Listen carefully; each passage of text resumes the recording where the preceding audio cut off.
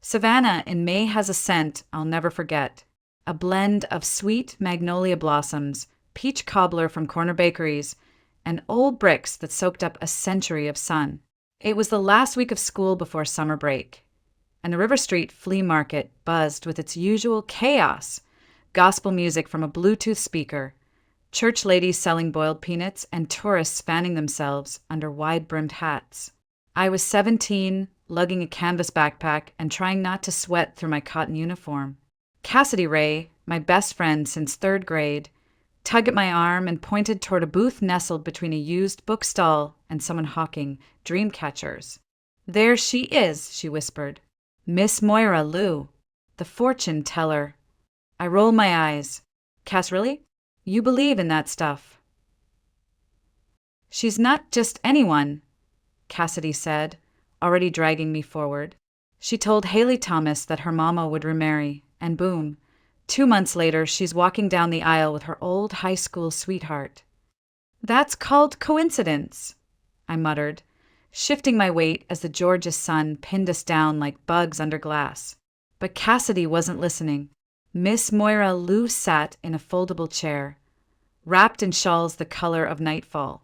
Her skin was the deep brown of old leather, eyes dark and glassy like a doll's, framed beneath wiry silver curls that twisted under a wide-brimmed black hat. She wore bracelets that clinked when she moved, rings on every finger, some missing stones, some glowing with faded opal. Cassidy offered a crumpled $10 bill. "She wants a reading," she said, motioning to me. "I don't," I started, but Miss Moira Lou silenced me with a look. Her gaze landed on me like a weight, and for a second I forgot how to breathe. "You," she said, her voice low and cracked like dry bark. "Sit down, baby. You're the one I'm supposed to see." I hesitated, then sat across from her on a creaky stool. The air between us felt thicker than before, as if something unseen had settled on my shoulders. She reached across the table, palms up. "Left hand, child." Her fingers were warm, strong, and oddly electric. The moment she touched my palm, something sharp flickered behind her eyes. She studied my hand like it held a map only she could read. Her expression shifted, from amused to alert, from curious to afraid. Her voice dropped to a whisper. "Your lifeline breaks, and then picks up again. You'll be tested, girl, more than once. But you're strong." I swallowed, suddenly uncomfortable. "Tested how?" She leaned closer. "When the time comes, don't get in the crimson car. I don't care who calls you. If you do, it'll be a long way back." My skin prickled. "What kind of car?" "Crimson," she repeated. "That deep bloody red. Not candy apple. Not cherry. Crimson like dried petals." Then she let go of my hand, and just like that, the air returned to normal. The weight lifted. Cassidy blinked. "Okay, that was creepy." We walked away quickly, the $10 bill still resting on the corner of her table. "You think she was serious?" Cassidy asked, trying to sound amused. "I mean, what does that even mean? Don't get in a red car." "I don't know," I said quietly. "But did you see her eyes when she said it?" That night, I mentioned it to my parents over dinner. Mama, ever the English teacher, laughed softly and quoted some poem about fate and choice. Daddy, a retired Army engineer, just nodded. "Stay away from strangers offering you rides," he said, dunking his cornbread into a bowl of collard greens. "No mystic necessary." They weren't worried, so I tried not to be either. But that night, as I lay in bed staring at the ceiling fan whirling above me, her words echoed in my head again. "Don't get in the crimson car." 2 years passed. I was no longer the girl who believed in palm readings or held her breath when someone said the word destiny. College had a way of sanding the edges off your wonder. I was now a freshman at a small university just outside Savannah, living in a dorm with beige walls and plastic blinds that never quite closed all the way. I studied education, planning to teach literature like Mama, hoping I might one day walk into a classroom and change some kid's life the way a few teachers had changed mine. Cassidy and I ended up in the same program. By pure coincidence or fate, I no longer knew the difference. She'd wanted to study graphic design, but her parents talked her into something more reliable. So we were together again, like high school never ended. Same laugh, same wild ideas, same reckless energy that I admired and feared in equal measure. One Friday afternoon in June, Cassidy burst into our dorm room like a summer storm, cheeks flushed, eyes sparkling. She tossed her backpack onto the floor and waved 2 gold-trimmed invitations like victory flags. "You will never guess," she announced, out of breath, "what just fell into our laps." I raised an eyebrow, still cross-legged on my twin bed, highlighter in hand. Unless it's a miracle that lets me skip next week's psych exam, I'm not interested. "Better," she said, flopping down beside me. "It's the summer kickoff party at Eden Club with Elijah Devereaux." My stomach flipped. That name sounds expensive. "It is," she grinned. "His dad owns half the riverfront. Malls, hotels, condos with infinity pools. Elijah's like Savannah's Gatsby." I blinked. "And we're invited to this, why?" "Because I'm dating his best friend. You remember Wesley, guy from the computer lab with the floppy hair and lattes that smell like ambition? He and Elijah are tight, and he got us in. And no," she added before I could ask, "this is not some weird double date thing. There'll be a whole crowd. Music, cocktails, lights by the pool. Just say yes, Rachel." I hesitated. Something in my chest tightened, old and distant. "What?" she asked, watching me carefully. "Nothing, elite. I promised Mama I'd visit home this weekend." Cassidy rolled her eyes. "You live 30 minutes away. Visit Sunday. Come on, girl, you need this. Finals fried your soul. You haven't worn mascara in a month." That made me laugh. "That's because I cry when I apply it." "Exactly," she said, squeezing my arm. "Tonight we sparkle." I called Mama an hour later, told her Cassidy had roped me into something, and I'd be back Sunday afternoon. Her silence on the other end wasn't angry, just heavy. "Where is this party?" she finally asked. "Some club out by the river," I said, avoiding the name on the invitation. "Cassidy says it's legit. She'll be with me the whole time." "I don't like it," Mama said quietly. "Strange people, alcohol, young men with too much money. It's a recipe." "I'm not drinking," I assured her. "And I'll text you when we get there and again when we leave." "Midnight," she said. "You'll be home before midnight." "Yes, ma'am." But even after I hung up, her voice lingered in my ear, and underneath it, like an echo, "Don't get in the crimson car." I didn't tell her about the prophecy. I hadn't spoken of it in 2 years, not even to Cassidy. It had faded into the dusty corner of memory where childhood fears live. But that night it stirred again, quiet and watchful, waiting. The Eden Club sat beyond the city limits, nestled along the bend of the Savannah River, hidden behind gates wrapped in flowering vines and the illusion of exclusivity. Cassidy insisted we take a rideshare instead of my rusted Corolla. "You can't roll up to a place like Eden in a car that sounds like it smokes cigarettes," she joked.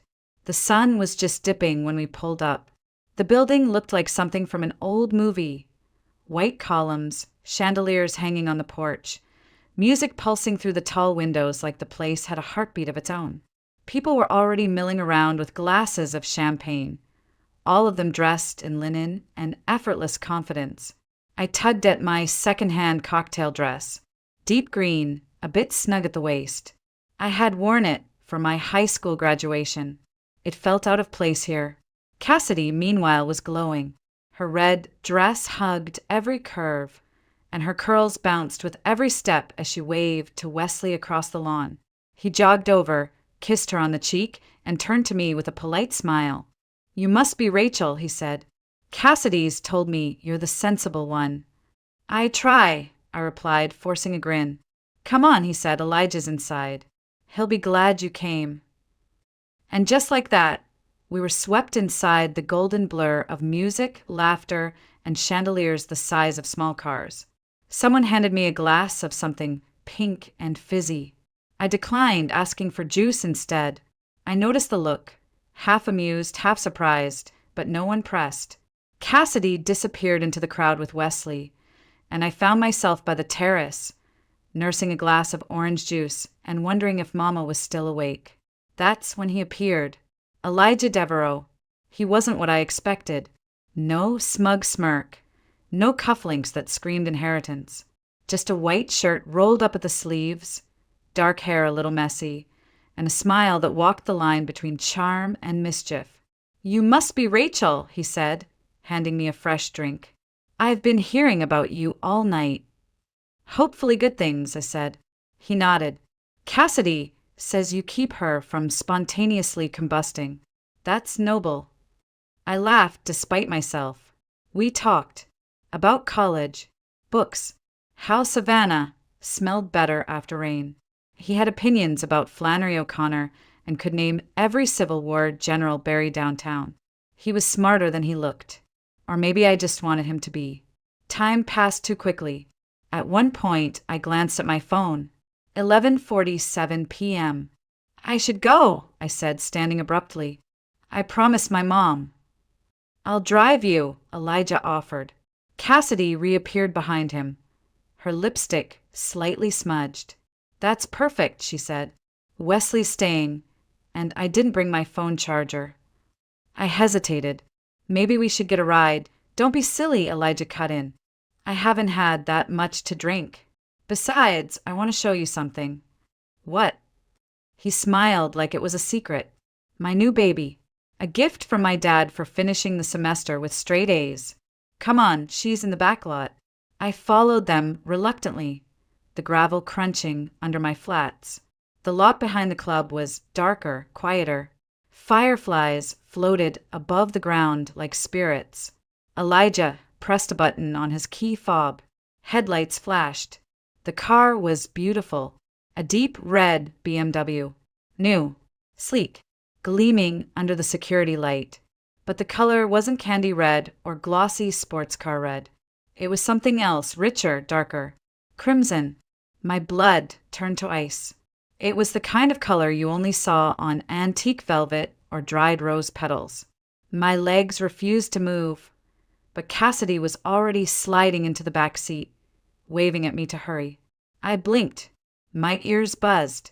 Somewhere inside me, a girl I used to be was screaming, "Don't get in the crimson car, Rachel." Elijah called, "You okay?" I forced a smile. "Yeah, just a little tired." "You can rest on the way," he said, opening the passenger door with a flourish. I got in. I don't know why. Maybe because Cassidy had. Maybe because it was just easier than arguing. Maybe because I didn't want to seem crazy. But as the door clicked shut beside me and the engine purred to life, something inside me splintered. Grant Holloway, one of Elijah's quieter friends, climbed into the back seat beside Cassidy. "Mind if I tag along?" he asked. Elijah laughed. "Sure, man. The more the merrier." We pulled out of the parking lot, the trees swallowing us whole as we merged onto the empty highway. That's when I remembered the rest of the prophecy. If you do, it'll be a long way back. And still, I said nothing. The road stretched ahead like a ribbon of ink, swallowed by pine trees on either side. The windows were down, and the scent of river water and summer dust filled the car. Somewhere in the back seat, Cassidy was humming along to the music drifting from the radio.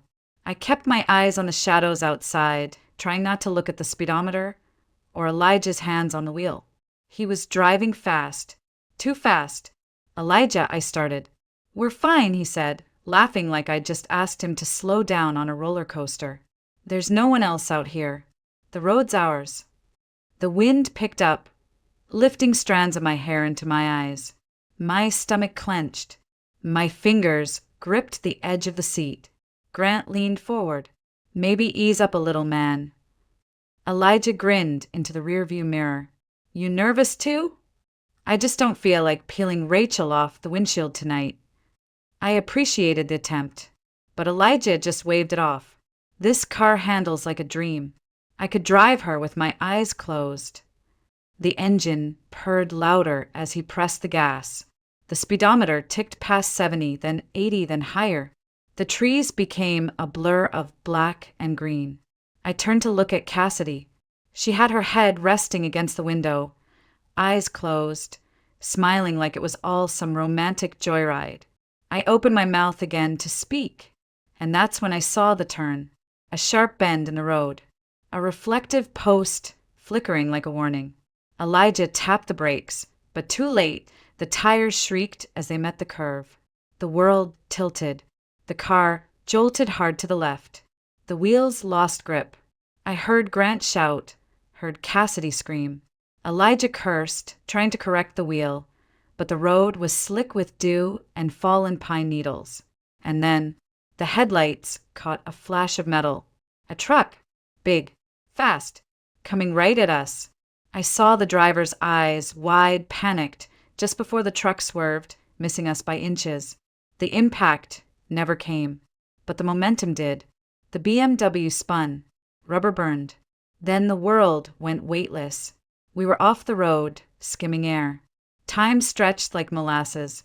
I saw Cassidy's hand reaching out, fingers slow as smoke. Grant's body lunging forward, mouth open in a scream I couldn't hear. Elijah yanking at the wheel like it could change anything. And then I was flying. The windshield shattered like ice. Glass sprayed across my skin. I was weightless, boneless, air and blood and fear. The last thing I saw was the glow of taillights as the crimson car twisted in the dark, spinning, flipping, gone. Silence is different after a crash. It's not still. It's full of echoes, groans from bending metal, the ticking of something hot cooling off, the sound of blood moving through your ears, even when the rest of you can't. Then came the pain, all at once, bright, biting, unbearable.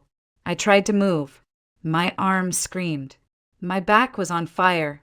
I opened my mouth, and no sound came out. There were voices, far away, Cassidy calling my name, Elijah swearing, Grant trying to keep someone calm. Then everything disappeared. Light returned in pieces.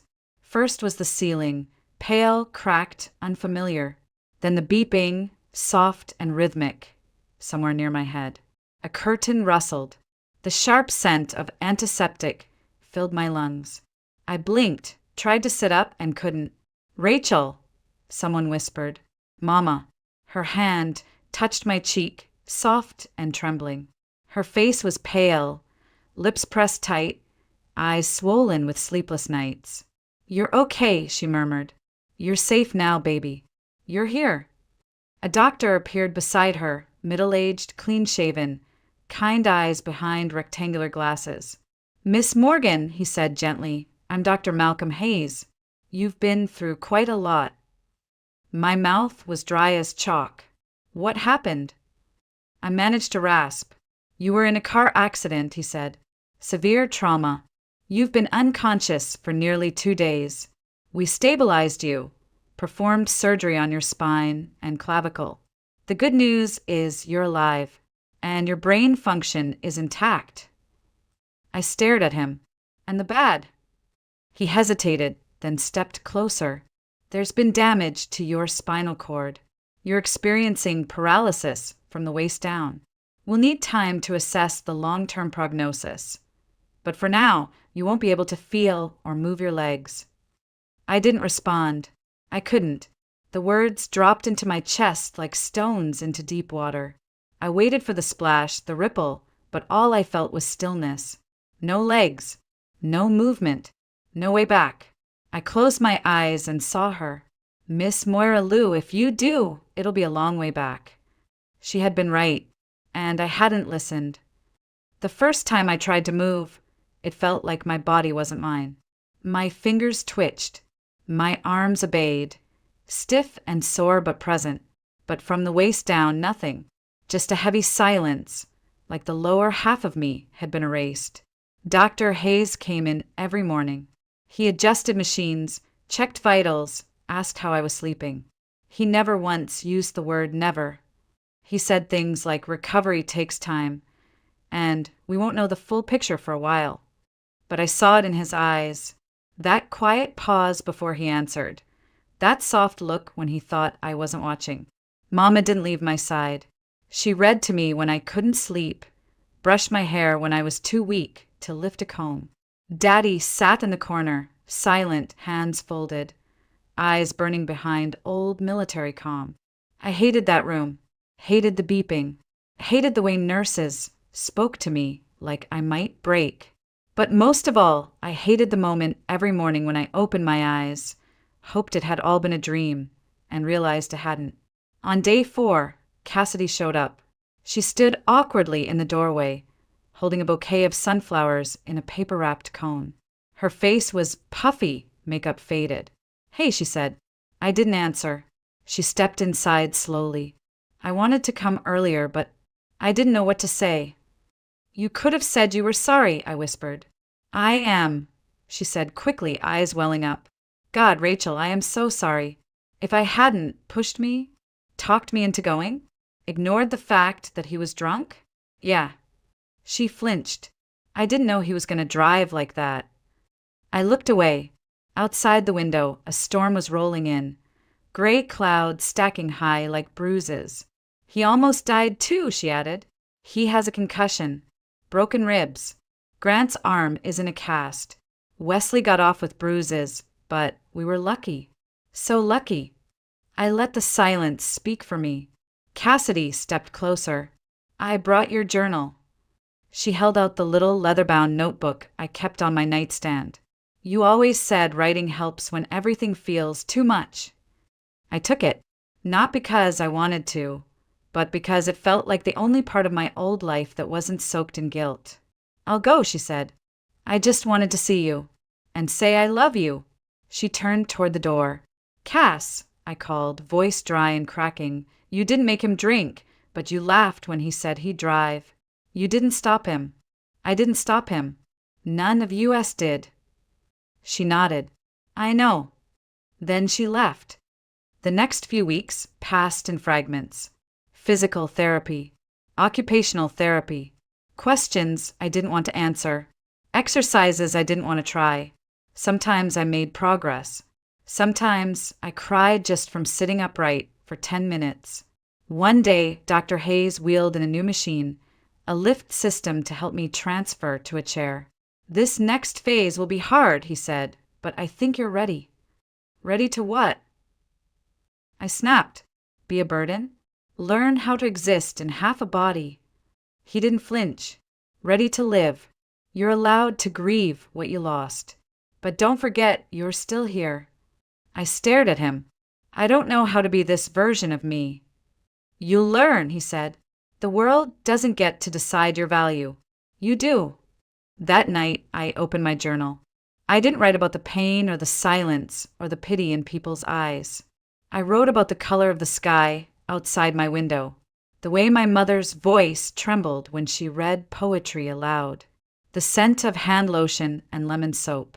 Small things, but they were mine. A week later, I moved back home, but not to our old apartment. Daddy had made a decision while I was in the hospital. He sold our condo and used the money to renovate Grandma's old house on Magnolia Street. "No stairs," he said. "We widened the doors, built a ramp. The garden's still a mess, but we'll fix it." I cried when I saw it, not out of sadness, but something deeper, a grief tangled with gratitude. They were giving me a new life. Not perfect, not what I'd imagined, but real, tangible. And I was beginning to believe maybe that was enough. It rained the day we moved in. Not a thunderstorm, just a slow, southern rain, the kind that made everything smell like wet pine and iron. The movers were soaked by the time they rolled my chair up the new ramp, but Mama insisted on offering them sweet tea anyway. "No one works this hard in Savannah without something cold," she said, shooing Daddy toward the fridge. I hadn't seen the house in years. Grandma's old place had always felt too still, too creaky. But now, with its fresh white trim and jasmine vines curling up the porch railings, it looked like something out of a storybook. The windows had been lowered. The doors widened. A ramp curved around the front steps like it had always belonged. And inside, the house smelled like lemon polish and new beginnings. My room was at the back, where the sun touched the walls just right in the morning. Mama had brought in soft blankets, pale yellow curtains, and a new desk by the window for journaling. "I figured you'd need a little quiet space to write," she said softly, brushing invisible dust from the bookshelf. "And a view."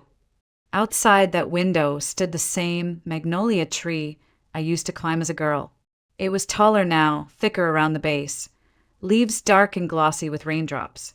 But it was still there, like me, scarred but standing. The hardest part wasn't the pain. It wasn't the chair or the stairs at the grocery store or the way people talked slower to me, like I couldn't keep up. The hardest part was forgiving myself. I replayed that night more times than I could count. The laughter in the car, the hum of the radio, the moment I didn't speak up, or maybe the moment I did, and it wasn't enough. I wanted someone to blame, and for a while that someone was me. But healing is strange. It sneaks up on you, not in grand gestures, but in the way you start noticing the sound of wind through the porch screens, or the way sunflowers tilt their heads toward light no matter how many storms pass through. I started physical therapy again, this time at St. Juniper's Spine and Recovery Clinic, a 30-minute drive into town. The first time I wheeled through the automatic doors, I saw a man with no arms painting with his teeth. I saw a girl with a spinal brace teaching herself how to dance with one leg. I saw life, messy and miraculous and raw. And for the first time since the accident, I felt less alone. Weeks later, Cassidy visited. She parked beneath the magnolia tree, stepping out with a box in her arms. Her face was thinner, her eyes ringed with guilt. "Still can't believe your daddy fixed up this whole place," she said, settling the box on my lap.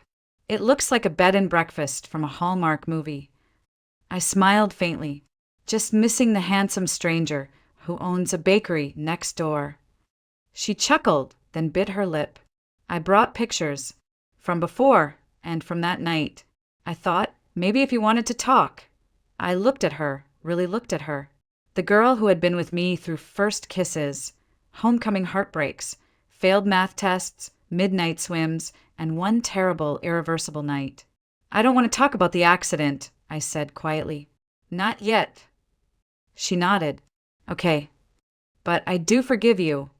Her breath caught. "Even if I don't forgive myself." "Especially then." She cried right there on the porch. And this time, I held her.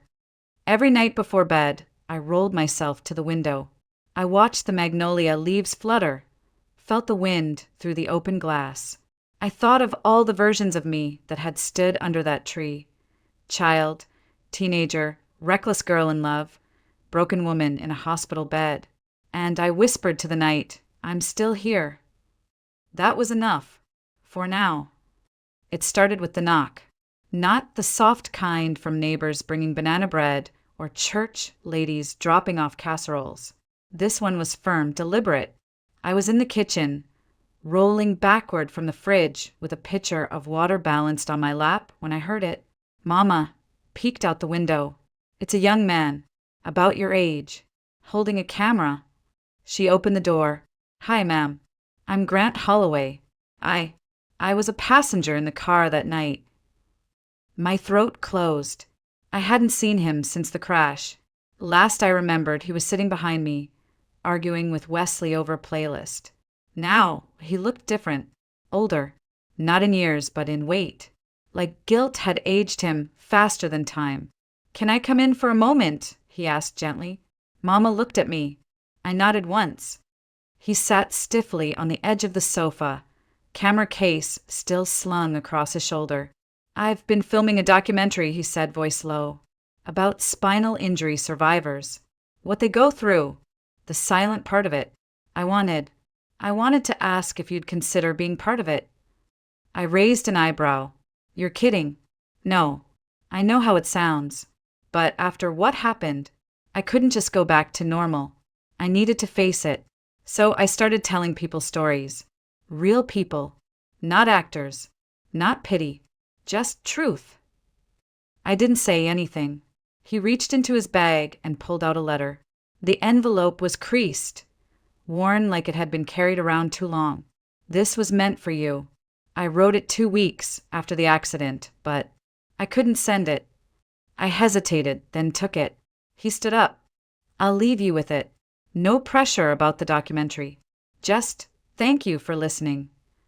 I waited until the house was quiet. Then I opened the letter. Rachel, I don't know if you'll ever read this. Maybe I'll have the courage to send it. Maybe not. But I need to try. That night changed all of us. I remember everything. The music, the way you laughed when Cassidy sang off-key, the moment Wesley grabbed the wheel. I remember yelling at him to stop. I remember the silence before the crash. And I remember crawling out and not seeing you move. I was the only one who didn't black out. I saw you. I saw the way your legs didn't move. I wanted to help, but I froze. I hate myself for that. I've watched the footage 1,000 times. From my camera. From the dash. I've analyzed every second, trying to figure out if I could have done more. The truth is, I could have. I've decided to tell stories now. Not for forgiveness. Just for understanding. If you ever want to talk or yell or cry, I'm here. Grant. The next morning, I called him. You can interview me, I said.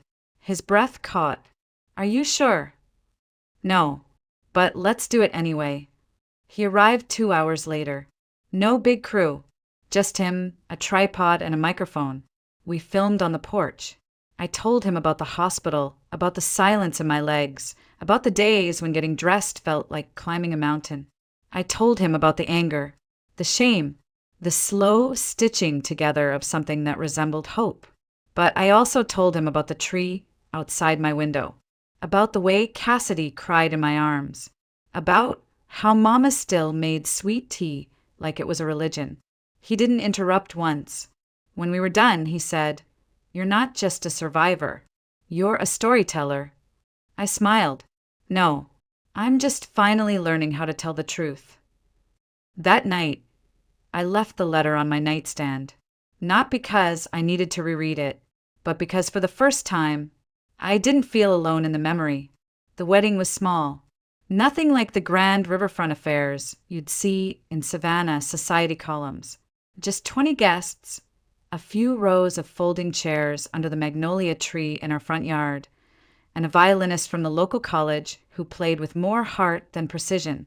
I wore a pale blue dress Mama helped tailor to fit my chair, and in place of a veil, I wore the silver comb Grandma left me, the one with the mother-of-pearl lilies carved along its edge.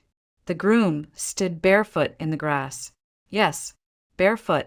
Grant Holloway had shown up in my life like a ghost, unresolved, guilt-ridden, carrying a camera and an apology. I didn't expect to let him in.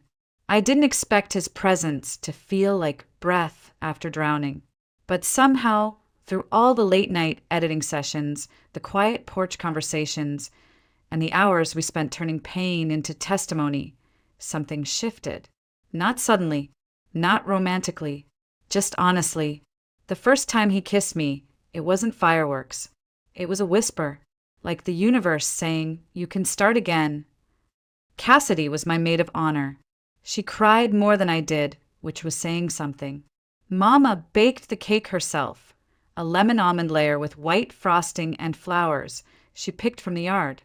Daddy built a little arch from cedar branches and draped it in gauze and twinkle lights.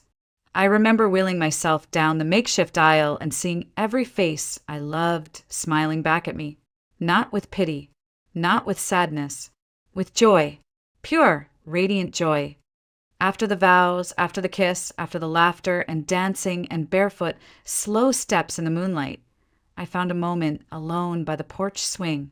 The air was thick with jasmine. The moonlight caught on the old wind chimes, making them shimmer like they'd been waiting for this moment too. I thought of all the versions of myself I had been. The girl who thought love meant losing yourself. The woman who believed broken meant unlovable. The survivor who mistook silence for strength. And now this, a wife, a storyteller, a woman not defined by what she'd lost, but by what she had dared to rebuild. A week later, Grant and I aired the documentary. It wasn't flashy, just raw footage and soft narration. But it spread faster than we imagined. Shared by nurses, trauma survivors, teachers, mothers, people in wheelchairs who finally saw their truth reflected somewhere besides hospital brochures. We called it Still Here, because that's what we were. Still here, still loving, still healing, still choosing joy even when grief whispered its old songs. One night, months later, I sat by my window while Grant slept, our cat curled up between my feet. A breeze rustled through the magnolia leaves. Somewhere far off, a train passed, low and steady. I reached for the journal on my windowsill and wrote. Today, I laughed without wincing. Today, I stood in my kitchen, hands on the counter, legs braced in my new therapy frame, and made biscuits from scratch. Today, I remembered the crash, and it didn't steal my breath. Today, I let myself be loved. Fully, without fear, without apology. I closed the journal and smiled. The past hadn't vanished. It never would, but it didn't own me anymore. People ask me if I believe in miracles. I don't know how to answer that, but I believe in stubborn grace. I believe in second chances that don't announce themselves. Only knock softly when you're finally ready. I believe in quiet forgiveness, porch swings, camera lenses that capture truth instead of perfection. And I believe in the girl I used to be, the one who lay in a hospital bed, thinking her life was over. She was wrong. It was just beginning.